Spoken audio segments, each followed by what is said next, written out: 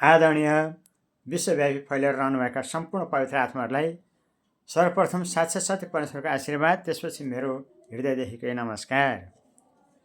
आज दर्शकहरूको जिज्ञासा अनुसार मैले परमेश्वर सम्बन्धी जानेका केही ज्ञान गुणका कुराहरू हजुरहरू समक्ष प्रस्तुत गर्न अगाडि बढेको छु। अब परमेश्वर सम्बन्धी यहाँ अलिकति कस्तो छ भन्दाखेरि मैले अहिले अब जस्तो युट्युब, फेसबुक अथवा मैले चाहिँ अहिले अब धर्मगुरुहरूले हैन प्रवचन गरेका कुराहरू सुन्छु है। मैले चाहिँ अरू यो किताबै खासै त म किताबहरू यताउति पढ्न त भ्याउन्न, मेरो नै कामले गर्दा हैन। र मैले जति पनि विद्वानहरूले बोलेका कुराहरूबाट रिसर्च गर्दा उहाँहरूलाई परमेश्वर सम्बन्धी अलि प्रश्न नभए जस्तो मैले महसुस गरेँ। र यथार्थमा परमेश्वरलाई अरू देवी देवता, भगवान, ईश्वर, व्यक्ति, विद्वानसित लिएर परमेश्वरलाई तुलना गरेँ। अब देवी देवता, भगवान, ईश्वर भनेका यी वास्तवमा उपाधि हुन्। उपाधि भनेको देवी देवता पनि विभिन्न हुन्छन्।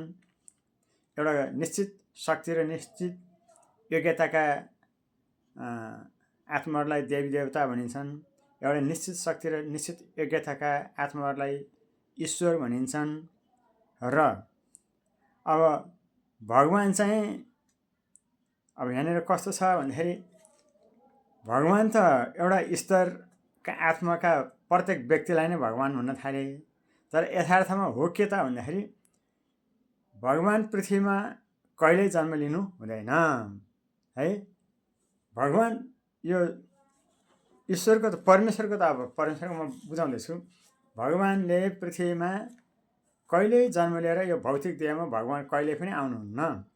तर यो सृष्टि भगवानले सम्हाल्नु भएको छ र उहाँले सम्हाल्ने तरिका के छ त भन्दाखेरि आफ्नो कामलाई यहीँका व्यक्ति विशेष प्रयोग गर्नुहुन्छ।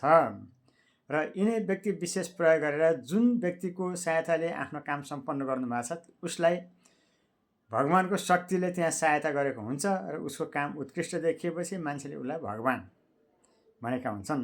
एकातिर त हुन त ऊ कर्म, जुन कर्म उनले साध्य गरेका हुन्छन् त्यो भगवानको शक्तिले गरेको हो र मान्छेले देख्दा भगवानकै रूपमा भन्छन्। र भगवान अब अहिले भगवान अब कति भगवान, अब राम भगवान, कृष्ण भगवान, विष्णु भगवान, शिव भगवान, यीशु भगवान, अल्लाह भगवान, अब सबै भगवानै भगवान। अब उहाँ कबीर, अब कबीरका अब कबीर भगवान है, यस्तो छ।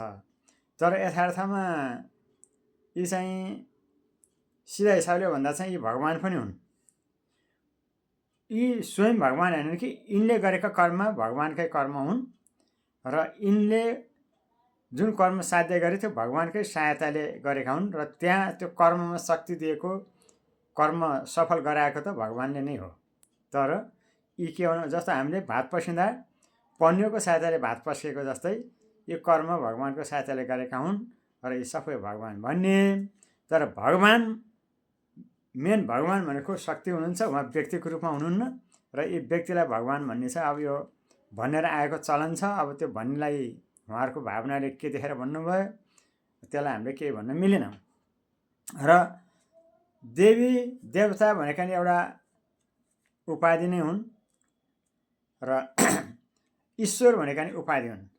हे ईश्वर तैँले के गरिस्, ईश्वर कस्तो भनेर जुन ईश्वरको बारेमा धेरै मान्छेहरूले चाहिँ विश्लेषण गरेको, प्रवचन गरेको देखिन्छ। हेर्नुहोस्, ईश्वर भनेको एउटा उपाधि हो। ईश्वर धेरै हुन्छन्। ईश्वर एउटालाई मात्रै ईश्वर, जसरी देवी देवताहरू भनिन्छ त्यसरी ईश्वर भनेको देवी देवताको उपल्लो स्तरलाई ईश्वर भनिन्छ। देवी देवताका तह हुन्छन् है, र त्यो तहको सबैभन्दा सिनियर, सबभन्दा उपल्लो स्तरमा रहेर यो सृष्टिको, यो ब्रह्माण्डको सबैभन्दा उपल्लो स्तरमा पुगेका देवताहरू ईश्वर के अरे उपाधि प्राप्त हुन्छ। उनीहरूलाई ईश्वर भनिएको हुन्छ। त्यही भएर ईश्वरले सृष्टि गरे भनेर जुन भन्छन् ईश्वरले सृष्टि नै, ईश्वरलाई सृष्टिको बारेमा ज्ञान हुन्छ। सृष्टि गर्नु भएन कि ज्ञान हुन्छ।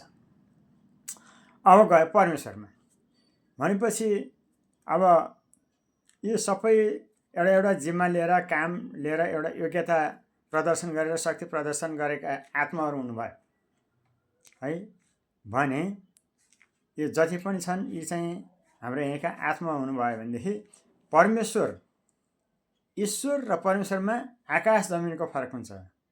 ईश्वर भनेको एउटा चाहिँ योग्यता एउटा के अरे एउटा निश्चित शक्ति भएका चाहिँ आत्मा हुनुहुन्छ भनेदेखि परमेश्वर भनेको त यो सम्पूर्ण शक्ति चैतन्य शक्तिका स्रोत हो। अहिलेसम्म व्यक्तिहरूले परमेश्वरलाई व्यक्तिको रूपमा मानेका छन्। परमेश्वर हामी जस्तै हुन्छ, परमेश्वर मान्छे जस्तै हुन्छ। परमेश्वरलाई व्यक्तिको रूपमा जो भनेका छन् है त्यो अब उहाँहरूले कसरी भन्नुभयो, उहाँलाई कसले के देखाएर भन्नुभयो त्यो उहाँहरूको ठाउँमा छ। मलाई परमेश्वरले देखाउनु भए अनुसार है परमेश्वर एउटा चैतन्य शक्तिको स्रोत हुनुहुन्छ। परमेश्वर एउटा व्यक्ति होइन है, एउटा आत्मा होइन। परमेश्वर चैतन्य शक्ति या आत्माका स्रोत हुनुहुन्छ। जस्तो कि यो सूर्यबाट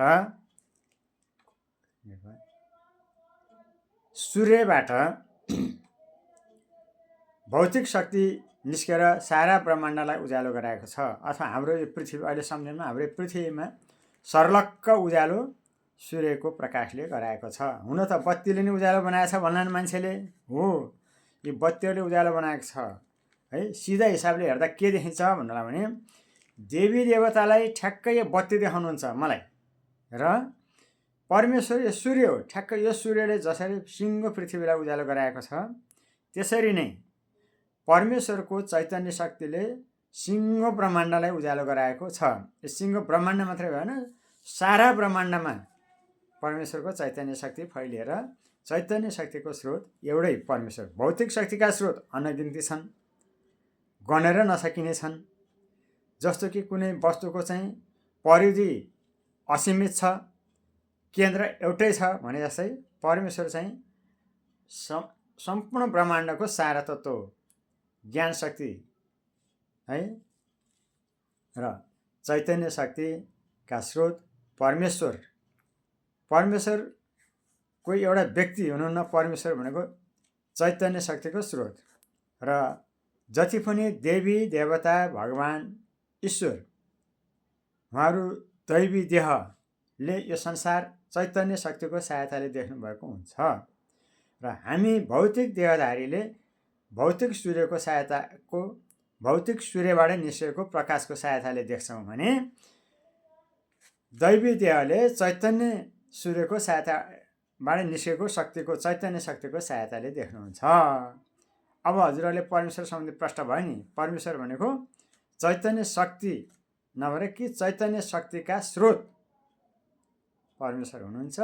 र जति पनि आत्मा छन्, जति पनि सृष्टिमा जति पनि आत्मा छन् यी सबै उनी परमेश्वरबाट उत्सर्जन भएर आएका। म आत्माको बारेमा फेरि आत्माको स्ट्रक्चरकै बारेमा बनावटकै बारेमा वर्णन गर्छु।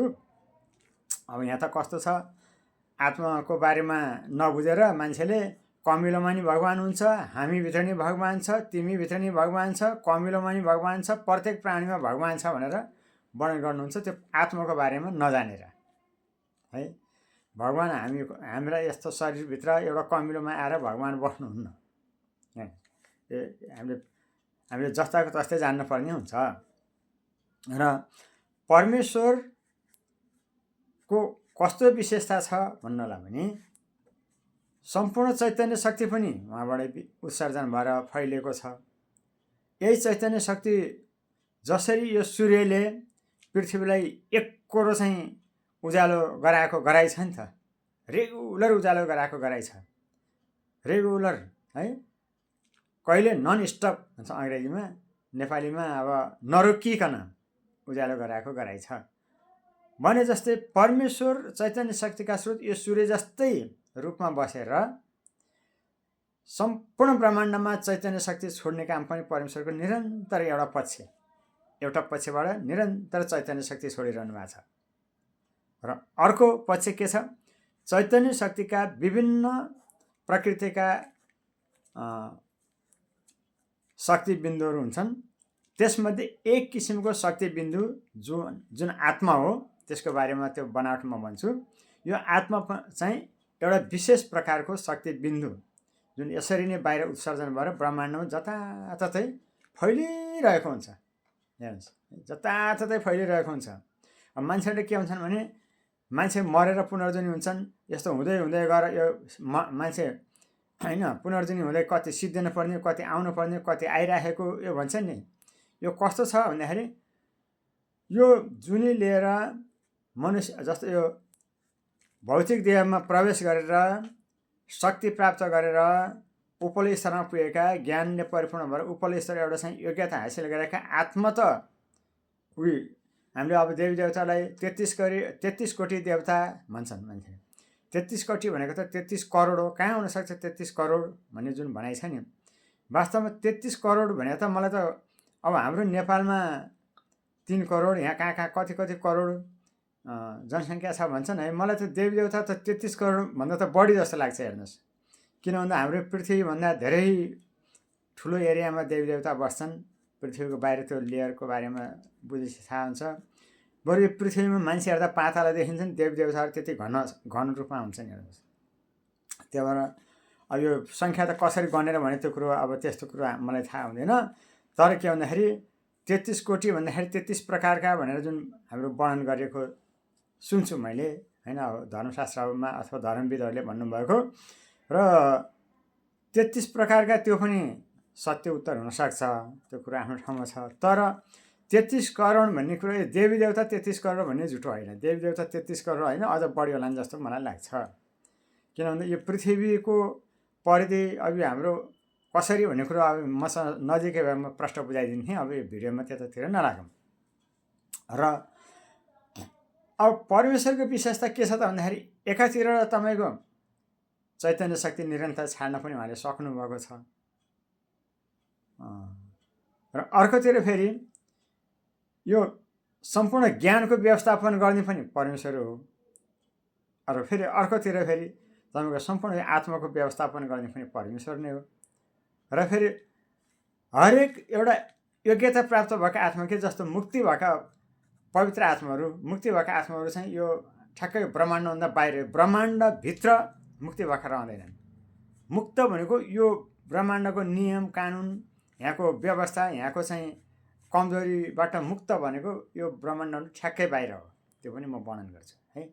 र मुक्त भएर गएका आत्माहरूसँग सबैसित बोलचाल गरेर, सबैसित चाहिँ सहकार्य गरेर, सबैको साथमा हर समय उनीहरूको चाहिँ जस्तो मैले सम्झिने बित्तिकै मेरो साथमा परमेश्वर हुनुहुन्छ। हुन त परमेश्वर त देख्दा सूर्य नै देख्छ। हेर्नुहोस्, तर अब मेरै कानमा परमेश्वरले अब भनिरहनुहुन्छ यस्तो उस्तो भनेर भन्ने कुराहरू कानमा आइरहेको हुन्छ। मनले, हाम्रो मनले भनेको कुरो परमेश्वरबाट कानमा आएर उत्तर आउँछ। अब मानौँ कि कुनै एउटा व्यक्ति परमेश्वरसँग बोल्दाखेरि चाहिँ कस्तो छ भने, कुनै एउटा व्यक्ति म यता फर्केको छु, मेरो पछाडिपट्टि कोही व्यक्ति मेरो अब कोही साथीहरूसँग मैले कुरा गरिराखेको जस्तो किसिमले आवाज आउँछ भने यसरी यत्र करोडौँ अरबौँ आत्मासँग पनि बोल्न परमेश्वर भ्याउनुहुन्छ। यत्र अरबौँ आत्माहरूको व्यवस्थापन गर्न पनि परमेश्वर भ्याउनुहुन्छ है। र यत्रो ब्रह्माण्डलाई पूर्ण चैतन्य शक्ति रेगुलर दिएको गर्न पनि परमेश्वर भ्याउनुहुन्छ। र देखि लिएर परमेश्वरका यस्ता कुरा धेरै छन्। अब हजुरले कस्तो छ भने अब यो पृथ्वी यस्ता हरेक ठाउँमा परमेश्वर फेरि भ्रमण पनि गर्नुहुन्छ। फेरि परमेश्वरको त जस्तो व्यक्तिले भन्थे नि पहिला भगवान्ले त एकैचोटि 1000 रूप लिन्छन्, लाख रूप लिन्छन् भने जस्तो परमेश्वर फेरि कस्तो छ भने तपाईँको अब विभिन्न ठाउँमा भ्रमण गर्दाखेरि चाहिँ उहाँको अर्कै रूपमा, यो मान्छेको रूपमा होइन, फेरि उहाँ त एउटा चाहिँ ठ्याक्कै हिमालको हिउँको ढिका जस्तो चारपाटे आकारको एकदम ठुलो त्यस्तो रूपमा चाहिँ कस्तो अब त्यो अब यहाँ नजिकमा कुनै बेला नजिकमा हुँदा म तपाईँहरूलाई यसरी हिँड्नुहुन्छ भनेर बुझाउँला। यसरी परमेश्वर फेरि यस्ता हरेक ठाउँमा भ्रमण पनि उहाँले गर्नुहुन्छ।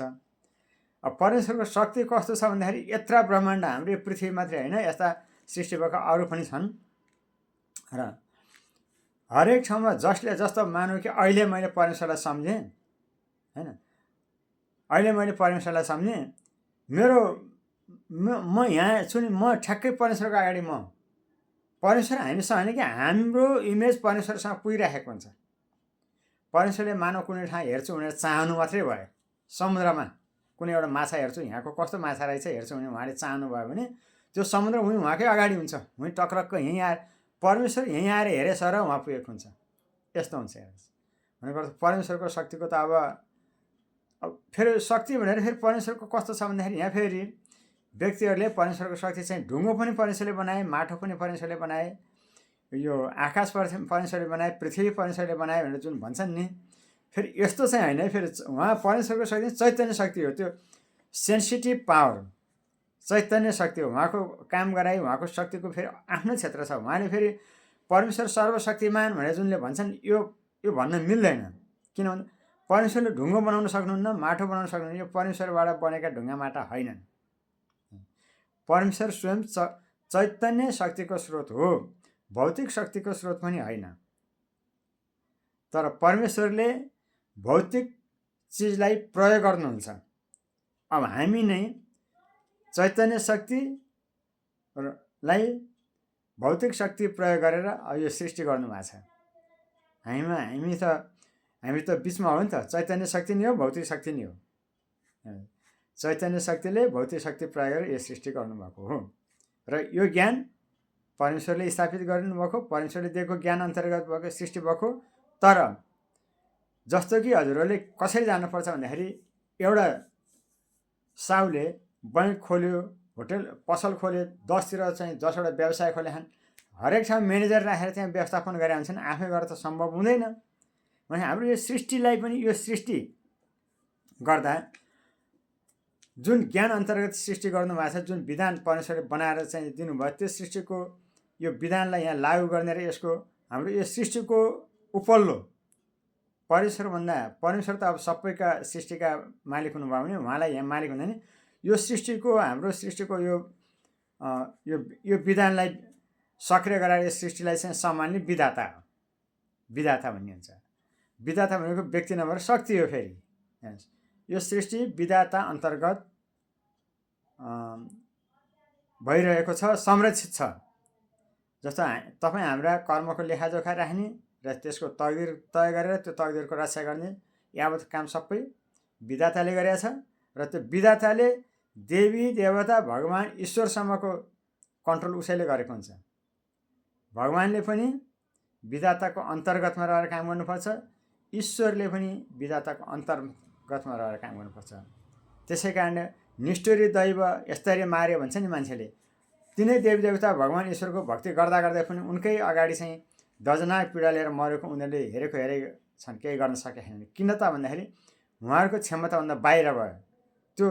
त्यो चाहिँ उता विधाताको शक्ति अन्तर्गत भयो। त्यही भएर देवी देवताहरूलाई हामीले यस्तो गरेनन् भनेर चाहिँ चित्त दुखाउनु नि हुँदैन। त्यो हाम्रो कर्मअनुसार घटेका घटनाहरू हुन्छन् जो चाहिँ विधाताले गरिराखेको हुन्छ। र सुन्नु भनेपछि एकातिरबाट हेर्दा परमेश्वर त्यस्तो हो भने अर्कोतिरबाट चाहिँ तपाईँको जसरी यहाँका लामै हुन थाल्यो भिडियो, जसरी यहाँका परमेश्वर सम्बन्धी पनि म फेरि 2 पटक गरेर भिडियो बनाउनु पर्ने जस्तो छ। अहिलेकोमा अलि भ्याइरहेको जस्तो छैन। सुन, जसरी यहाँका हामीले मान्नेका भनौँ न कुल देवता, पितृदेवता होइन, धर्मका देवता, स्थानीय देवता होइन, भगवान्, यी सबैले जुन किसिमको हामीलाई सेवा दिइरहनु भएको छ र हामीले उहाँहरूबाट जुन किसिमको सेवा राखेका छौँ, ठ्याक्कै त्यही सेवा परमेश्वर सम्झेर पनि पाउन सकिन्छ। फेरि र परमेश्वरबाट पाउने सेवा उनीहरूको भन्दा विशेष किसिमको हुन्छ। त्यसको बारेमा म वर्णन गर्छु। र अहिले मैले त्यसै कारणले मैले परमेश्वर सम्बन्धी नै मानिसहरूलाई ज्ञान दिनलाई अगाडि बढिरहेको हो है। र अहिलेलाई चाहिँ यो खण्डमा परमेश्वर सम्बन्धी अहिले यतिमै टुङ्गो लगाउँछु। र म यसपछिको खण्डमा फेरि परमेश्वर सम्बन्धी जोडेर फेरि गरिन्छु। यहाँ भिडियो लामो अपलोड हुन गाह्रो हुने रहेछ है। त्यसै कारणले अहिले हजुरहरूलाई मैले परमेश्वर सम्बन्धी यति नै राखेर अहिलेलाई यो विश्राम लिएँ। हजुरहरू सबै पवित्र आत्मामाथि परमेश्वरको आशीर्वाद सदा सर्वदा बर्सिरहोस् भनिकन अहिलेलाई यतिमै बिदा मागेँ। सबैजनालाई मेरो हृदयदेखिको नमस्कार।